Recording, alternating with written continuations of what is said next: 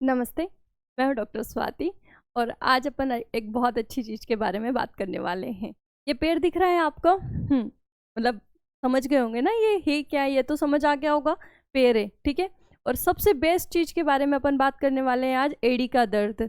अभी ये भी बहुत कॉमन दर्द हो गया है एड़ी का, और इसमें जो डाउट होता है वो मैं आपसे डिस्कस करने वाली हूँ। क्या आप में से किसी को ये वाली जो हड्डी है, ये वाली, ये बड़ी हुई दिख रही है? ऐसा लग रहा है आपको कि मेरी ये हड्डी बाहर आ रही है? क्योंकि अधिकतर आप अपना एक्सरे कराते हो और फिर आप ये हड्डी देखते हो और आपको लगता है कि ये हड्डी बढ़ गई है ना, इसलिए ये हड्डी बढ़ गई है, इसलिए अपन को दर्द हो रहा है ना, एड़ी में। तो अब मैं बताती हूँ कि ये मैंने जो लिया है ये एक नॉर्मल हड्डी है, ठीक है? नॉर्मल हड्डी है, इसका मतलब सब में होती है, ये सब में ये हड्डी बड़ी हुई ही होती है। ऐसा नहीं है कि ये किसी पेशेंट में बढ़ती है, ये सब में ऐसी ही होती है। तो आपका जो एड़ी का दर्द है वो ये हड्डी बढ़ने से तो बिल्कुल नहीं है, सबसे पहले तो ये समझ लो, ठीक है? क्योंकि ये सब में ऐसी ही होती है, ठीक है? फिर दूसरा डाउट होता है तो दर्द होता क्यों है एड़ी में?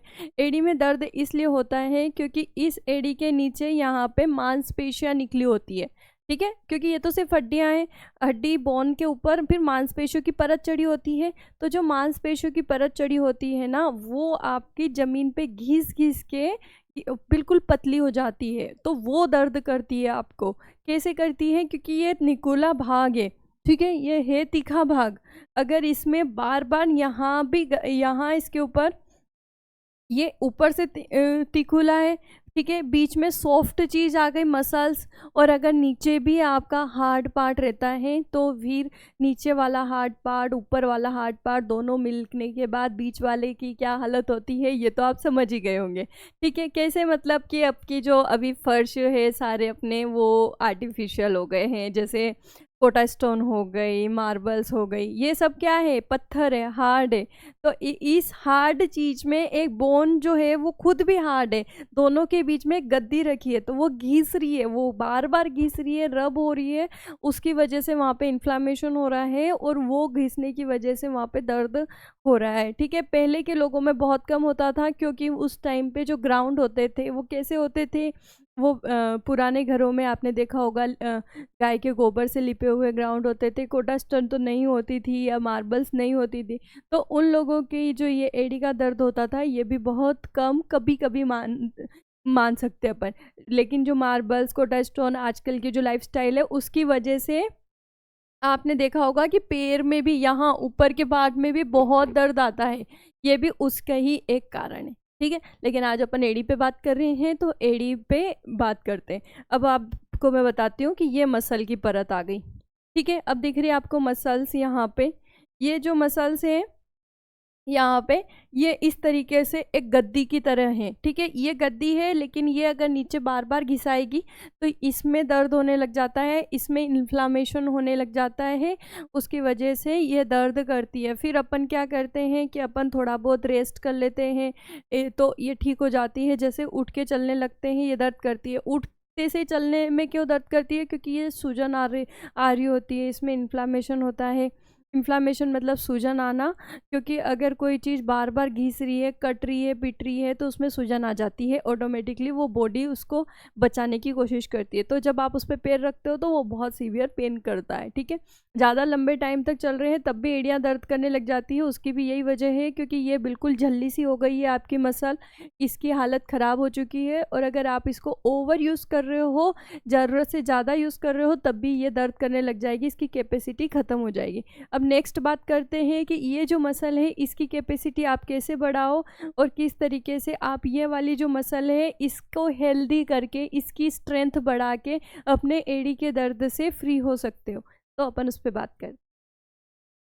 ये जो दर्द है ये मेरे पापा को भी है, तो आज मैंने उनसे रिक्वेस्ट करी कि भाई आपको तो एक्सरसाइजेस करनी पड़ेगी, तो साथ में मैंने आप लोगों के लिए भी वीडियो बना लिया, क्योंकि उनको ये बहुत ज़्यादा दर्द करती है, क्योंकि वो टीचर है और ट्रैवलिंग करते हैं, तो उनकी मसल्स जितनी पावर है उससे ओवर यूज़ कर लेते हैं और दर्द आ जाता है।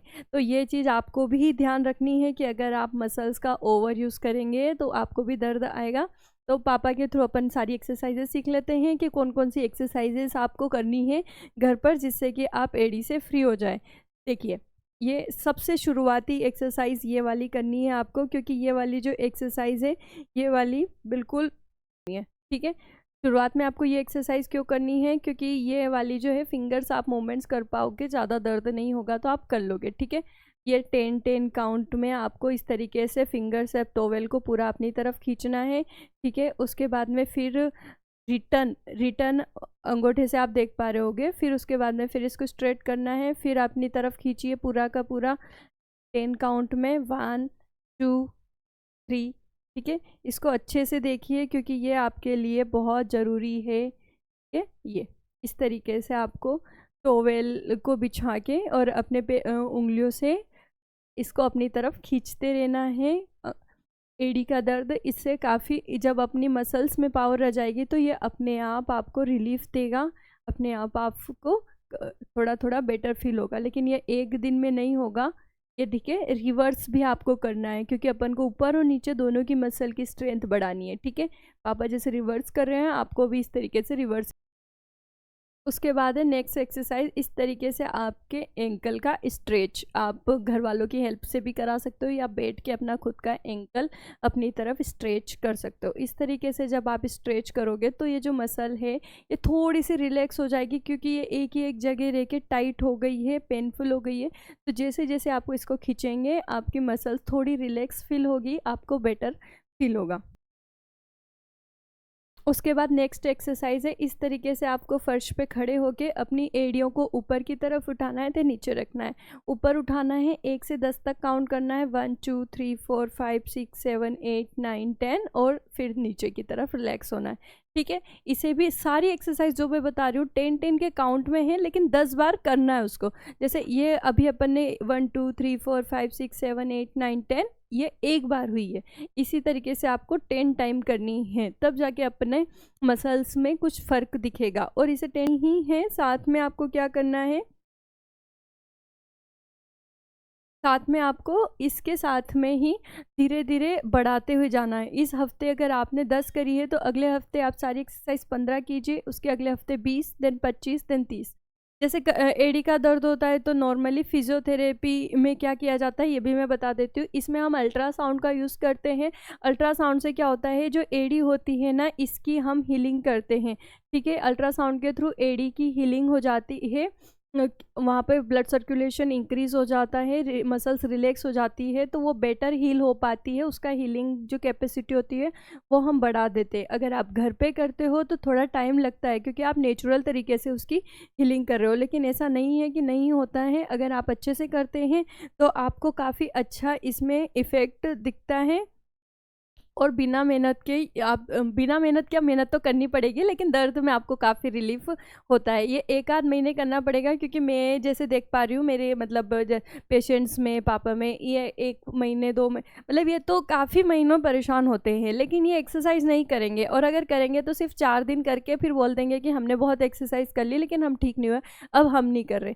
जब आपका पेन इतना पुराना है, आपकी मसल्स की हालत ख़राब है, तो आप ऐसा नहीं सोच सकते कि 4 दिन में ठीक हो जाएगी। मेरा मतलब ये है कहने का कि अगर किसी मसल की ताकत बढ़ानी है तो उस मसल में कम से कम आपको 15 से 20 बार, मतलब उस मसल को 3 महीने तक आपको खाना पीना ताकत देनी पड़ेगी, तब जाके वो आपको ठीक होगी, ठीक है। अगर आपको किसी मसल की ताकत बढ़ानी है, पैर की हो, हाथ की हो, कमर की हो, कोई सी भी मसल पर अगर काम करना है तो 3 महीने तक करना है। और ये तो बिल्कुल मत सोचना कि हमने काम कर रहे हैं, हम तो चल रहे हैं, फिर रहे हैं, घूम रहे हैं, तो हमें क्या ज़रूरत है एक्सरसाइज करने की। जो आप चल रहे हो, फिर रहे हो ना, वो सिर्फ काम कर रहे हो, आप एक्सरसाइज नहीं कर रहे हो, क्योंकि एक पर्टिकुलर मसल आपकी ख़राब है तो पर्टिकुलर मसल पर भी वर्क करना पड़ेगा। घूमना फिरना ओवरऑल बॉडी के लिए अच्छा है, लेकिन एक मसल ख़राब है तो मसल को तो आपको करना ही पड़ेगा। ऐसा नहीं है कि मैं आप घूम लिए तो आपकी हिप मसल काम कर गई, बैक मसल काम कर गई, इसका मतलब एंकल मसल को तो ज़्यादा ज़रूरत है ना। अब एक बच्चे को 1 रोटी की ज़रूरत है, दूसरे बच्चे को 1.5 रोटी की ज़रूरत है। अगर वो 15 साल का है, एक 5 साल का है, तो आप ऐसा थोड़ी कर सकते हैं कि भाई हाँ दोनों को सेम खाना दे दिया और दोनों सेम कैपेसिटी में काम कर सके, नहीं कर पाएंगे, ठीक है। ऐसे ही आपकी मसल्स को प्रॉपर खाना दीजिए, टाइम टू टाइम दीजिए, तब जाके वो अच्छा सा वर्क करेंगी और आप इसमें ठीक हो जाएंगे। मुझे इतना इसलिए बोलना पड़ रहा है क्योंकि मुझे पता है कि एडी का दर्द बहुत बुरा है और इसमें मेरे घर में 3 मेंबर्स परेशान हो रहे हैं, तो मैं इमेजिन कर सकती हूँ कि आप सब लोग कितना परेशान हो रहे होंगे। लेकिन फिर भी आप लोग बस उतना ही काम कर रहे होंगे जितना कि आपको लग रहा है कि ठीक है बस कर लिया, 4 दिन कर लिया, अच्छा एक्सरसाइज देखी है, चलो 4 दिन कर लेते हैं, अरे ठीक नहीं हुए, 3 महीने तक करिए, फिर मुझे बताइए कैसा रिजल्ट है। फिर अगर नहीं होता है तब मैं देखती हूँ कि क्या दिक्कत है। लेकिन 3 महीने से पहले अगर आप मुझे बोल रहे हो कि ठीक नहीं हुआ, इसका मतलब आप गलत हो, इसलिए आपको पूरा काम करना पड़ेगा, ठीक है। हाथ में इसमें थोड़ी थोड़ी बर्फ़ की सिकाई कर सकते हो, हाथ में नीचे की तरफ सॉफ्ट तरीके से उसको थोड़ा सा मसाज कर सकते हो। लेकिन ये सब चीज़ें नॉर्मल है, मतलब ऐसा नहीं कि आप इन पे बैठे रहो, ठीक है। ये सब चीज़ें तो ऐसे है कि ठीक है, अगर भूख लग रही थी तो हमने एक बिस्किट खा लिया, बिस्किट खाने से क्या होगा आपको भी पता है, 10-5 मिनट उसके बाद तो क्रेविंग होगी खाना खाने की। तो वही सेम चीज़ है, आप ओरिजिनल एक्सरसाइज दीजिए, इसको टाइम पास मत कीजिए, कोई टाइम पास वाली चीज़ें मत करिए, ठीक है। प्रॉपर कसरत करिए, अपने आप ठीक हो जाएगा। और वॉक कीजिए, 10 मिनट वॉक करना शुरू कीजिए, देन 15 मिनट वॉक करना शुरू कीजिए। ऐसे धीरे धीरे ना आप अपनी वॉक का टाइमिंग बढ़ाइए। जैसे जैसे आप घर पे वॉक करना शुरू करेंगे और एक्सरसाइजेस को बढ़ाते जाएंगे, काफ़ी ओवरऑल हेल्थ आपकी इम्प्रूव होगी, ठीक है।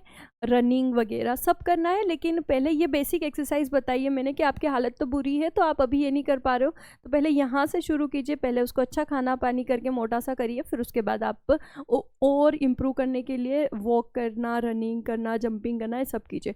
अब ये थोड़ी सी एडवांस है लेकिन ये बहुत अच्छी है, तो मैंने पापा को कराई है, अगर आप कर पा रहे हो तो आप भी करिए। ऐसे हाफ सीढ़ी या हाफ एरिया पे खड़े होके पंजे के बल पे, और फिर आपको अपने पैरों को ऊपर की तरफ उठाना है, इस तरीके से ऊपर उठाएंगे, ठीक है। 1 से 10 तक काउंट करेंगे, देन उसके बाद में फिर नीचे की तरफ रिलैक्स, इस तरीके से। ये वाली एक एक पैर के साथ भी कर सकते हो, दोनों पैरों के साथ भी कर सकते हो। आई नो वीडियो बहुत लंबा हो गया है, पर अगर आपने ये वीडियो पूरा देख लिया तो फिर आपको कोई और वीडियो देखने की ज़रूरत नहीं पड़ेगी एडी के दर्द के लिए। तो आई होप कि ये सब आपके लिए हेल्पफुल रहा हो। मेरी यही कोशिश होती है कि जो भी पेशेंट्स इससे परेशान हो रहे हैं वो परेशान नहीं हो, और इस तरीके से एक्सरसाइज करके फ्री होएं, और आपको पता भी चले कि आप क्या सोच के परेशान हो रहे हो। एडी में हड्डी बढ़ना कोई प्रॉब्लम नहीं होती है, वो उसकी हड्डी ऑलरेडी ऐसी ही होती है, तो उसे दिमाग से बाहर निकालिए और चुपचाप से एक्सरसाइज कीजिए, इससे ठीक होंगे आप, ठीक है। चलो बाय, थैंक यू। और आपको लगता है सिर्फ वीडियो देख के नहीं बैठना है घर पे, आप अपने फिजियोथेरेपिस्ट से कांटेक्ट कर सकते हो, अपने डॉक्टर से भी कांटेक्ट कीजिए। मेरा तो सिर्फ आपका नॉलेज बढ़ाना और आपको एक सही गाइडेंस देने का काम है। इसका मतलब बिल्कुल ये नहीं है कि आप सिर्फ वीडियो देख के और एक्सरसाइज करना शुरू करें, और मतलब कर सकते हो, एक हेल्दी बॉडी एक्सरसाइज करने में कोई दिक्कत नहीं है। लेकिन सीवियर पेन है, आप अपने फिजियो के कॉन्टेक्ट में जाइए, वो बेटर गाइड करेंगे, बेटर आपको रिहेब करेंगे। लेकिन ये नॉलेज के लिए है कि आप अपना नॉलेज थोड़ा और बढ़ा सकते हैं आपकी जो दिक्कत है उसमें। Thank you.